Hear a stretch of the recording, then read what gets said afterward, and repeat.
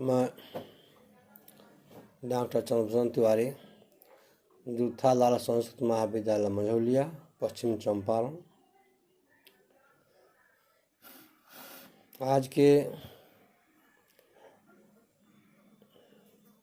वैश्विक महामारी काल में जो ऑनलाइन व्याख्यान शुरू किए गए हैं वो छात्रों के लिए परम उपयोगी है, छात्र के हित में है। इन छात्र हितों को देखते हुए जो हमारे विश्वविद्यालय पदाधिकारी, हमारे सरकार और हमारे महामहिम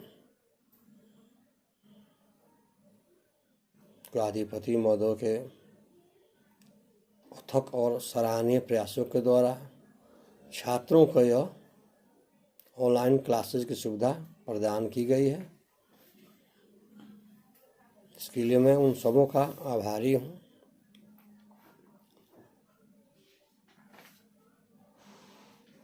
कल के कक्षा में कथा साहित्य पर परिचर्चाएं की गई। कथा क्या है, कथा किसे कहते हैं। कथते इति कथा, जो कहा जाए वही तो कथा है। अर्थात एक वक्ता जो अपने अंतर्भावों को, जन कल्याणकारी हितकारी वाक्यों को वक्ताओं को सुनाता है, उसे कथा की संज्ञा दी जाती है। जैसे कल बताया गया कि संस्कृत में दो तरह की कथाएं प्रमुख रूप से पाई जाती है। एक उपदेशात्मक, हितोपदेशात्मक और लोक कथाएं। आज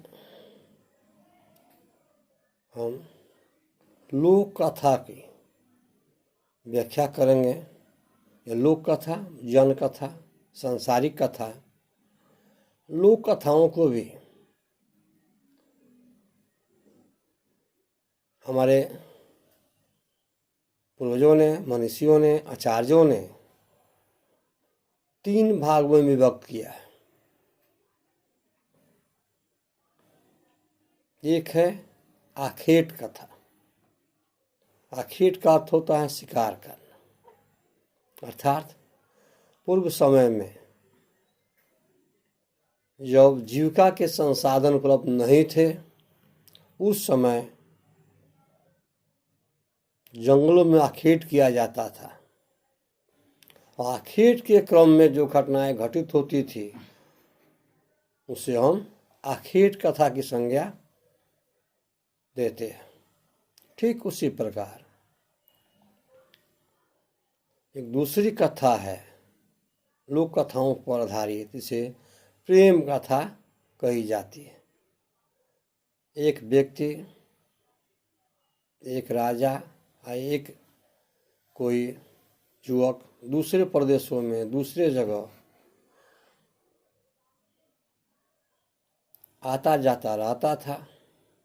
उस क्रम में जो एक दूसरे व्यक्ति से, एक दूसरे प्रदेश से, एक दूसरी तरह की प्रकृति से जो लगाव होता था, संबंध होता था, उसे प्रेम गाथा, प्रेम कथा की संज्ञा दी जाती है। ठीक उसी प्रकार एक तीसरी कथा लोक कथा में आती है जिसका नाम यात्रा कथा या यात्रा वृत्तांत कहा जाता है। अर्थात प्राचीनकाल में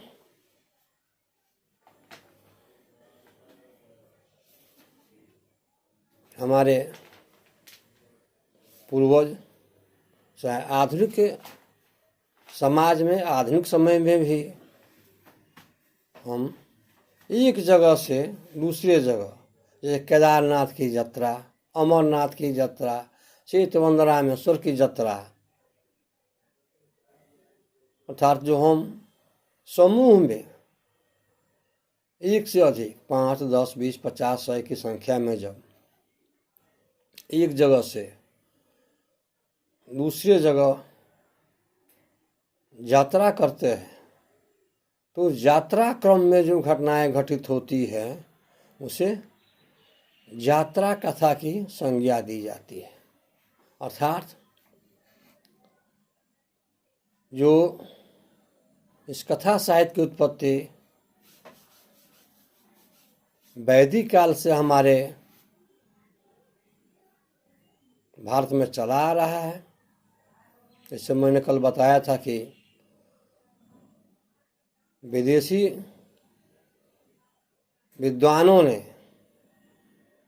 भारतीय कथा साहित्य को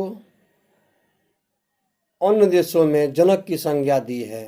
अर्थात भारतीय कथा साहित्य से ही विदेशों में कथाओं का प्रचलन हुआ, इसलिए भारतीय कथा को जनक की संज्ञा दी जाती है। इस प्रकार हमने देखा कि लोक कथाओं को 3 भागों में विभक्त किया गया: आखेट कथा, प्रेम कथा एवं यात्रा कथा। इन कथाओं को देखने के पश्चात अगर हम संस्कृत साहित्य के कथाओं पर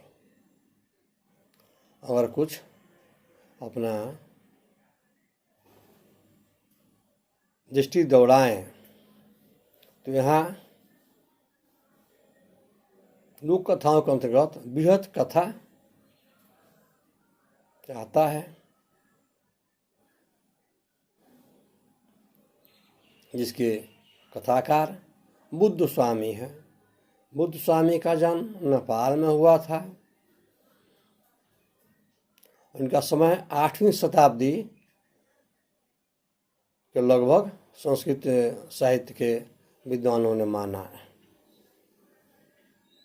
यह जो बृहत कथा है इसकी रचना पद्यों में की गई है। ठीक उसी प्रकार क्षेमेंद्र कृत्य, एक क्षेमेंद्र है, उनकी रचना है बृहत कथा मंजरी। बृहत कथा मंजरी, बृहत कथा मंजरी कश्मीर के राजा अनंत के आश्रयदाता ने लिखी है क्षेमेंद्र। अर्थात कश्मीर के राजा जो अनंत थे उन्हीं के आश्रित कवि क्षेमेंद्र ने इसकी बृहत कथा की रचना की है। इसे की रचना का समय शायद 200 ईस्वी के आसपास माना जाता है। तीसरी कथा लोक कथा आश्रित, इसका नाम है कथा सरित सागर। कथा सरित सागर, कथा सरित सागर के कथाकार सोमदेव है। सोमदेव द्वारा इस कथा का निर्माण हुआ है, रचना हुआ है। सोमदेव ब्राह्मण परिवार से उत्पन्न है। वे कश्मीर निवासी है।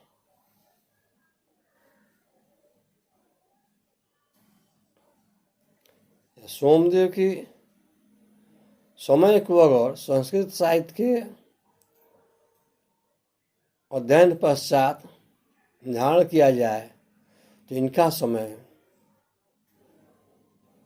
11वीं शताब्दी माना जा सकता है। सोमदेव ने अपने कथा सरित सागर में वहीं कश्मीर के राजा आनंद देव के चरित्रों का वर्णन किए हैं। ठीक उसी प्रकार लोक कथाओं के अंतर्गत बैताल पंचविंशतिका, बेताल पंचविंशतिका भी लोक कथाओं पर आधारित है, जो शिवदास की रचना है। यह संग्रह कथा है।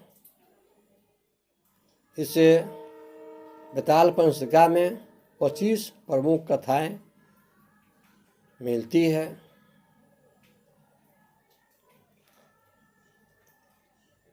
इस कथा के अंतर्गत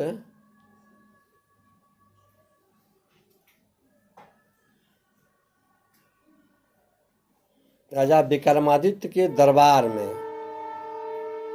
एक भिक्षुक है, जो प्रत्येक वर्ष राजा विक्रमादित्य को एक फल देता है। उस फल के प्राप्ति परिणाम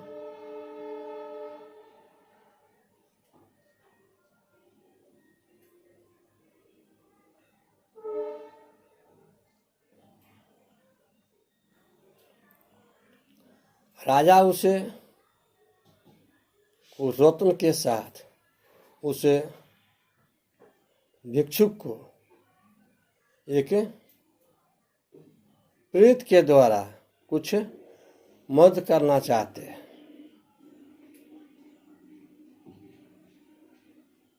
और जो प्रेत है वो राजा को सलाह देता है कि आप मार्ग में मुझसे कोई कहे नहीं।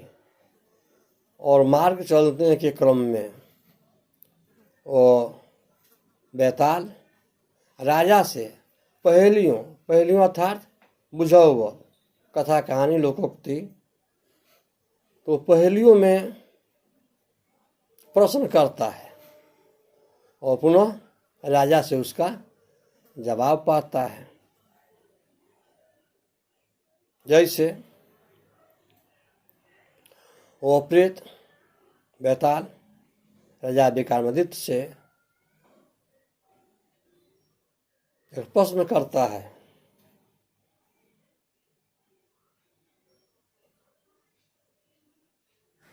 एक राक्षस है जो एक युवती को पकड़ता है, जकड़ता है या अपने अधिकार में कर लेता है। उस युवती को राक्षस से छुड़ाने के लिए, मुक्ति दिलाने के लिए 3 व्यक्ति नियुक्त किए जाते हैं। पहला व्यक्ति बुद्धिमान है, वो उस युवती को अपने बुद्धियों के द्वारा, अपने तर्कों के द्वारा उस राक्षस से मुक्त करना चाहता है। दूसरा व्यक्ति है, वो जादू के द्वारा, तंत्र मंत्र, प्राचीन में या वैदिक कालों में भी अथर्ववेद के अंतर्गत तंत्र मंत्र जादू टोना का प्रचलन था। इस प्रकार और दूसरा जो व्यक्ति है वो अपने जादू टोनों के द्वारा, मंत्रों के द्वारा उस राक्षस से, उस कन्या को, युवती को मुक्त कराना चाहता है। फिर जो तीसरा व्यक्ति है वो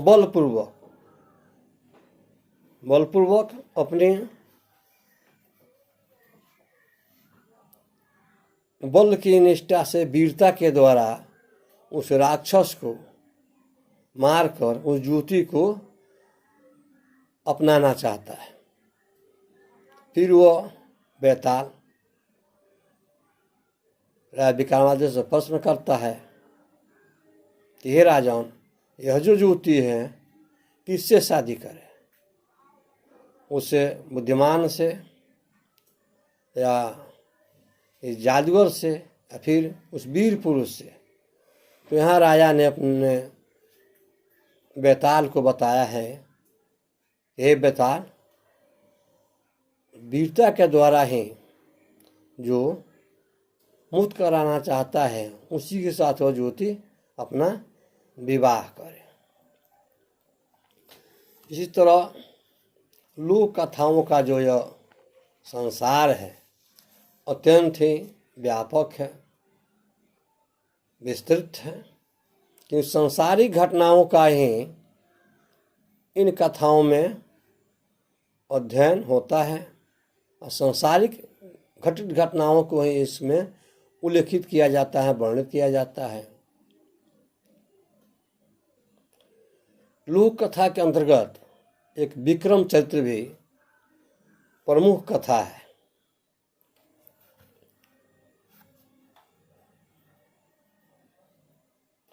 यह जो विक्रम चरित्र है वो राजा विक्रमादित्य से संबंधित है। राजा विक्रमादित्य न्यायप्रिय, एक सुयोग्य, प्रजापालक, प्रजाहितकारक, न्याय रक्षक, धर्म रक्षक राजा है। उनके मृत्यु पश्चात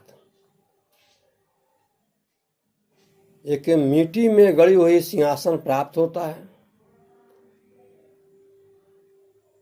और सिंहासन प्राप्ति के पश्चात उस सिंहासन के इर्द गिर्द, सिंहासन के पास 32 पुतलियां लगी हुई है।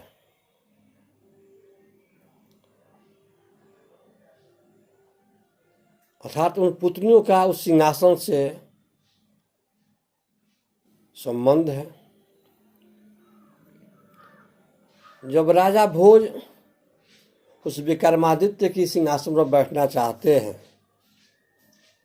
तो पुतलियां विक्रमादित्य से प्रश्न करती है कि हे राजन, हे विक्रमादित्य, जिस प्रकार वो न्याय प्रिय राजा विक्रमादित्य नित्य हमारे प्रश्नों का उत्तर देते थे, प्रश्नों का समाधान करते थे, ये ठीक तुम भी राजा विक्रमादित्य के समतुल्य मेरे प्रश्नों के उत्तर दे सको तो इस सिंहासन पर बैठो। इस प्रकार इस कथा का नाम विक्रम चरित्र रखा गया है। इसमें 32 कहानियां जो अत्यंत मनोरंजक और लोकप्रिय कथा है। इसे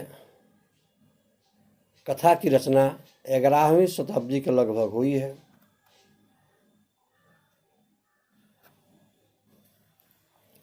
ठीक इस कथा के पश्चात इसके कुछ दिन बाद लोक कथाओं में सूक सप्तती कथा आती है जो 11वीं सदी की रचना है।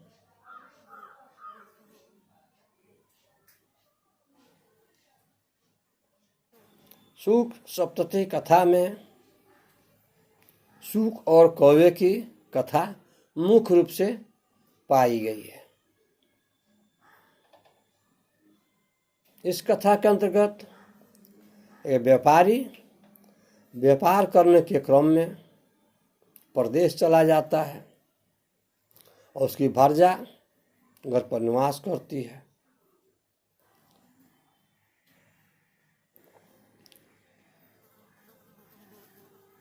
सूक के कथाओं के द्वारा, सूक के उपदेशों के द्वारा वो भारजा पथभ्रष्ट होने से बचती है।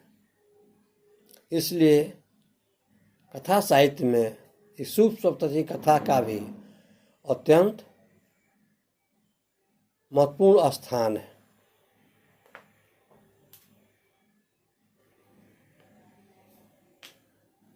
फिर कथा साहित्य में बौद्ध कथाओं का, जातक कथाओं का प्रचलन शुरू होता है जो महात्मा बुद्ध से संबंधित है। महात्मा बुद्ध के जन्म, उनके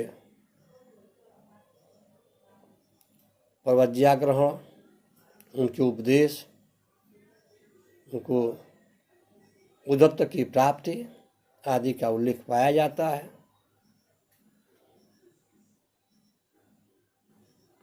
एक अन्य लोक कथाएं संस्कृत साहित्य में पाई जाती हैं, उस कथा का नाम जातक माला रखा गया है। जातक माला के कथाकार आरसूल है। संस्कृत साहित्य के कथा साहित्य में आरसूल की एक अपनी पहचान है। उन्होंने प्रसाद और माधुर्य गुणों से युक्त इन कथाओं को बड़ी बखूबी से चित्रित किया है। इस जातक माला में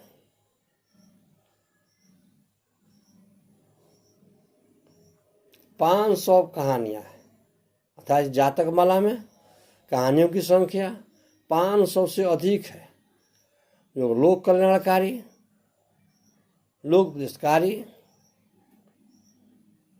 और लोक रक्षक भावना से रची गई है। इसलिए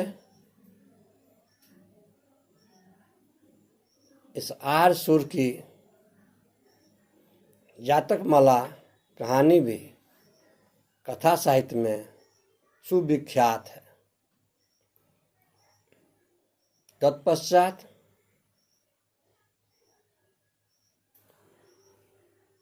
कथाकार राजशेखर की प्रबंध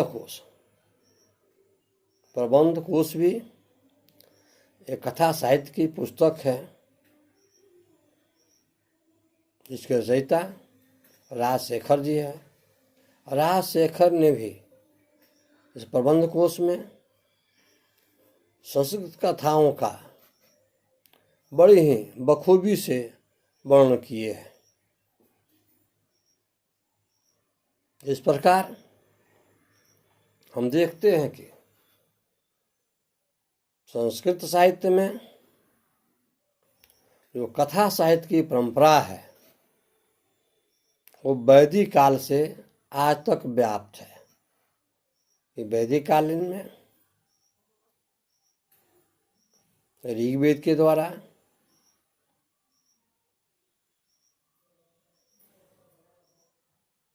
जो अग्निसूत, मरुत, विष्णुसूत, रुद्रसूत की जो कथाएं हैं, उषा की कथाएं हैं, वो अत्यंत ही महत्वपूर्ण, ज्ञान प्रदान करने वाली, उपदेशात्मक एवं हितकारक है। उस समय से आज तक की आधुनिक भारत के आधुनिक संस्कृत साहित्य में जो कथा साहित्य का स्थान है, वो फलता फूलता आ रहा है। और मुझे उम्मीद है कि जब तक इस भूतल पर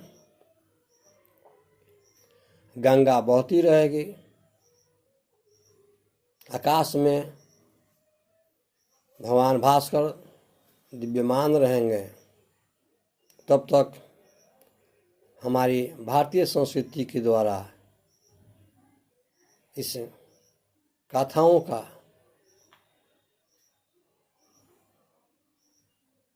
प्रचलन